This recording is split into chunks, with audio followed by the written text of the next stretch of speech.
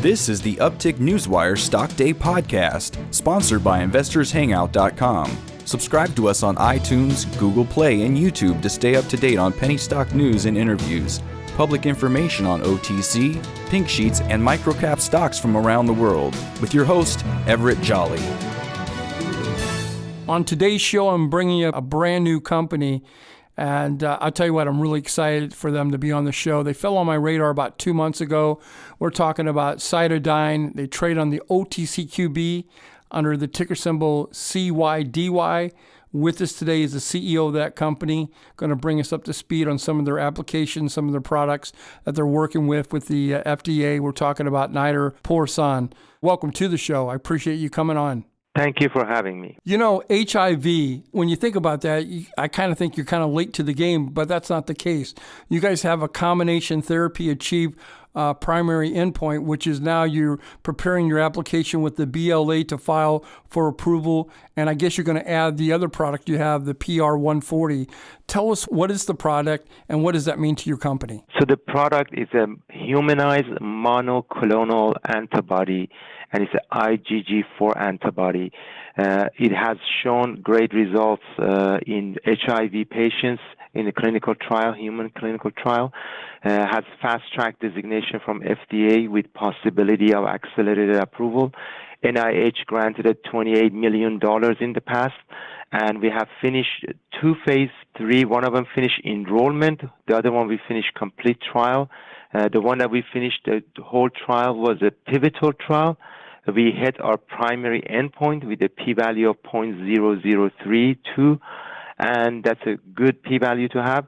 And the study finished with a suppression of viral load below 50 copy at the rate of 81%. The only products approved for that category, that population, had 43% suppression rate for 24 weeks, and Pfizer had a product that was about 45% for 48 weeks suppression rate. Well, I got many questions for you. I hope you can answer them for me. One, don't you think you're a little late to the game, and why going after the HIV cure? Because I thought there was already a cure out there. No, that's correct. There is no cure out there, and the cure looks very almost impossible to come up with at this time. Obviously, people have to continue working and try to get that, and they are. But it's many years away, perhaps 20, 30 years away from that. In regards to being late in the game, Gilead and ViiV are the 2 largest pharmaceutical in this arena, and they continuously are developing products. So obviously they see the need to improve the products. They improve the products quite a bit, but the trend is now to try to make it a simplified regimen. Instead of having 3 components to the therapy, have 2 components. ViiV was able to do that. We have a product that's single agent therapy, and potentially if that comes to the market, it will be very well received. When we enroll in the clinical sites in hospitals, the patients' acceptance of this is incredible. We usually have to stop patients for not to get over-enrolled. We enrolled 300 patients, and our responders rate we just announced was much better than before, which that was what the FDA was waiting for, so we can give them better responders rate. So we are very close to hopefully get a pivotal trial for that and be able to get that population, get approval for that population also. Antibody self-injectable at home once a week, there's nothing like that out there. And to improve the quality of life of the patients, you need to have a product that is antibody where without having the side effect and toxicity that the products out there have.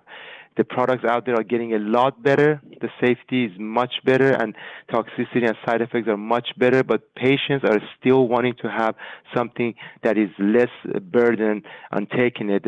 Some patients are taking right now 4 or 5 pills a day, even though if there is a single pill a day available. And we are one dose, 2 injections, one after another, 1 dose per week. It takes about 30 seconds. So let me ask you this.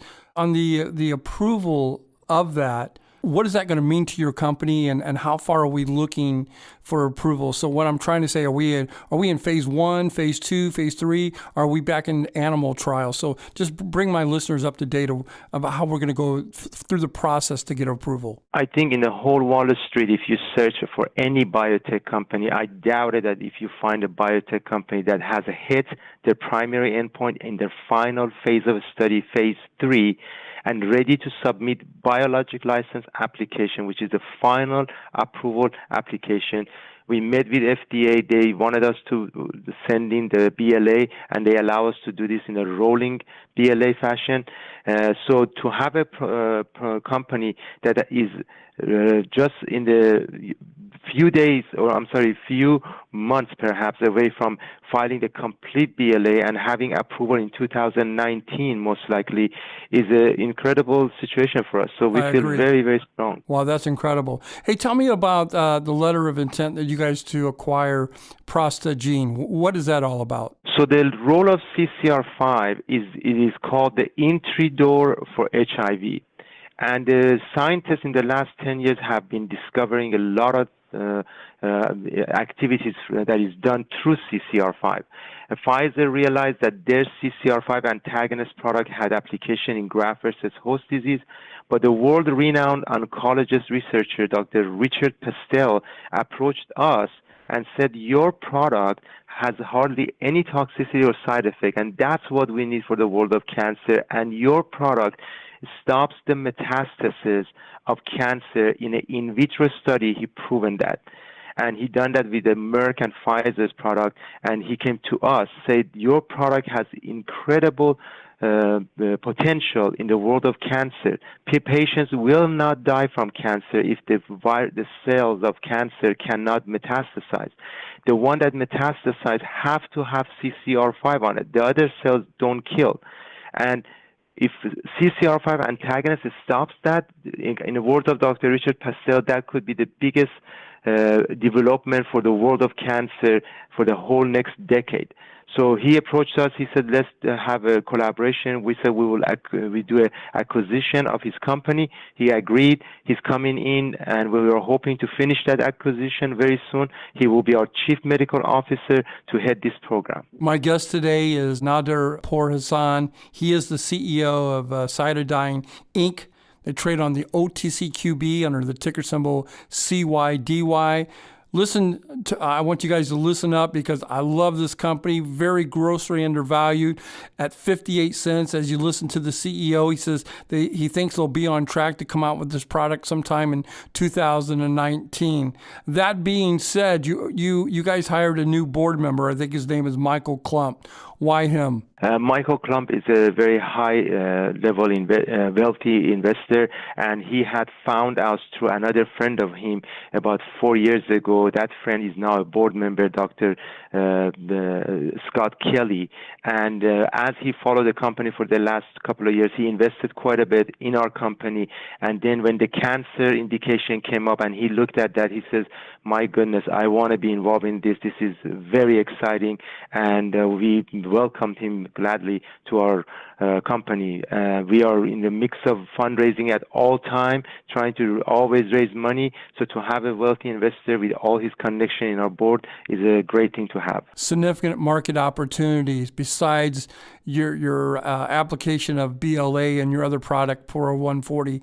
Are you working on any other thing that might come to fruition or to the market anytime soon?